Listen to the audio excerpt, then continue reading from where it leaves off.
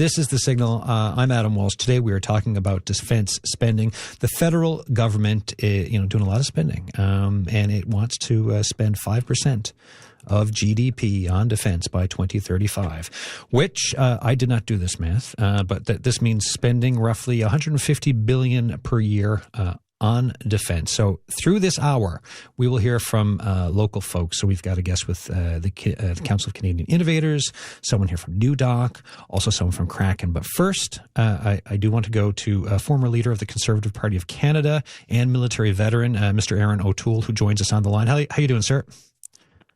I'm doing well. Hope things are great on the Rock. Yeah, a little foggy, but it's good enough here. That's your math. I was reading your writing on it, on the 150 billion per year on defense, and some of your thoughts. I want to start with all of this spending. You were at RMC, the Royal Military College, in 1993, and you ended up flying on the Sea Kings, which I think the old joke is 10,000 nuts and bolts flying in loose formation. How have things changed now with the look at defense compared to when you were in, and all the way up through your time as a member of Parliament and leader of the Conservative Party of Canada? Well, thanks for that intro. Even better than that, Adam, I sailed on HMCS St. John's. Get out. So I didn't know that. Right on. And was there for Soiree 99, where we had a berth of honor downtown. And my bunkmate was the great Danny O'Regan from the O'Regan family, Seamus's smarter brother, as I called him. And that is the reputation, to be fair.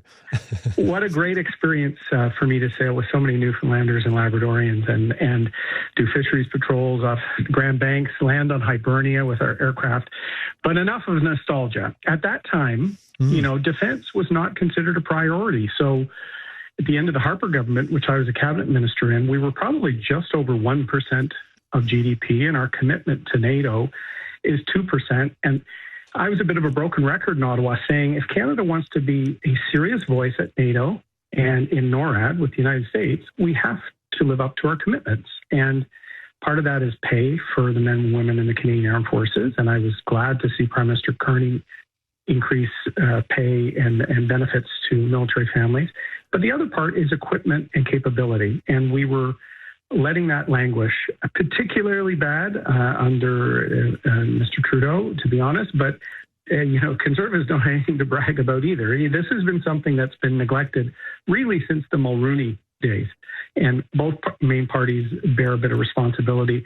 So I admire what the government is doing, rectifying that, setting a direction and building more sovereign capability, because we've got great innovators in Canada that can actually provide the equipment our men and women need. And that way, some of that $150 billion, that's the amount roughly we need to be at by 2035. But we want to make sure as much of that stimulates the economy and builds capacity as possible.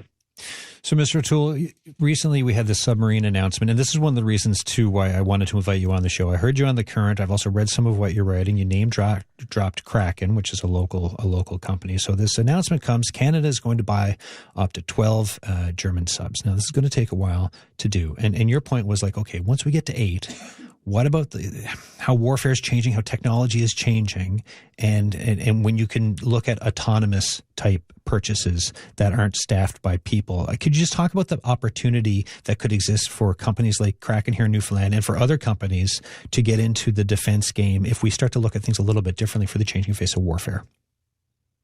Great question. I'm glad you read my piece in the Walrus. I used to hunt submarines. I've been advocating for submarines forever, but I don't think we will ever actually get 12, mainly because the last 4 would arrive in the mid-2040s. And if we learned anything from the war in Ukraine, it's about how technology and autonomous systems, unmanned systems, can actually build capacity faster, less risk on people.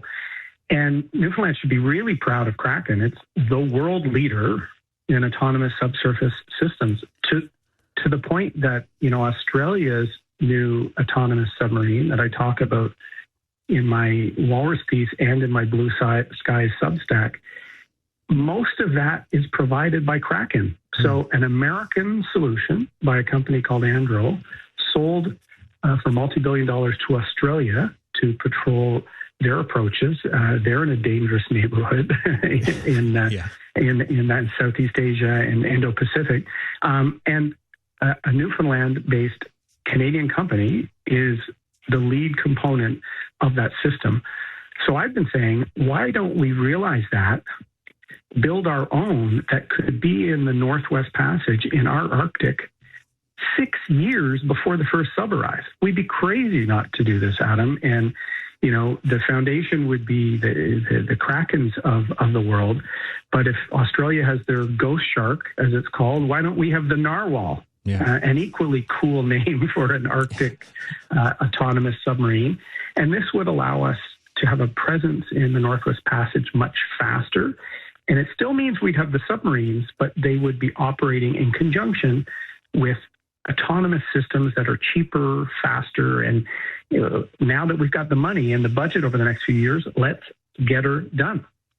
And if we do this, right, to get her done, what does this mean in terms of perhaps leapfrogging or catching up with and maybe even leapfrogging other countries for potential, for the whole country when it comes to defense spending and ability? We have the potential to leapfrog, and that's what I've called it, which is where you're lagging a little bit and you use developments in technology, some of which have been developed outside your country, but you use those learnings to leap ahead, to catch up faster. What is amazing, and I saw this in the military myself, we have a small but very innovative defense and security sector in Canada. The HMCS St. John's that I sailed on, Canada was the first country in the world to fly helicopters off of small frigate-type ships, not aircraft carriers, because we invented something called the bear trap and hull-down system to allow you to land a helicopter on a moving ship. We did it many times, and sometimes I was wondering how we did it. It was this innovation from Canada. Canada was one of the first countries to have a fully controlled and autonomous drone through Canadair decades ago. Not only Kraken, we've got a couple of other subsurface autonomous companies in British Columbia that are world leaders. So we're probably the world leader in terms of innovation in underwater autonomous vehicles, UAVs.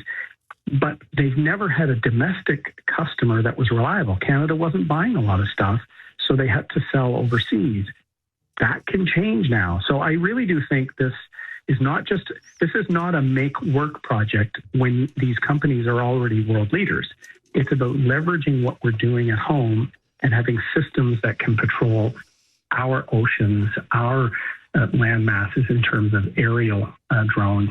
And, companies like Dominion Dynamics, which I'm connected to, has offered surveillance in the Arctic, an area we haven't really been patrolling. We've never given our Rangers, part of the Canadian Armed Forces Reserve, our Inuit and Northern Ranger Force, we've never given them technology to actually report from the field. Now we are. So it's an exciting time for defense nerds like me and veterans that are in the private sector. And it's great to see the innovation in all parts of the country, including Newfoundland and Labrador. Aaron O'Toole, I won't take any more of your time. I know you're a busy person. I appreciate you taking time to come on this show for this chat, though. Glad you're focusing on it, Adam. And my time in and around Newfoundland was a real treat in my life. So my best to everyone in the province today. All right. Thank you, sir. Be well. Thanks.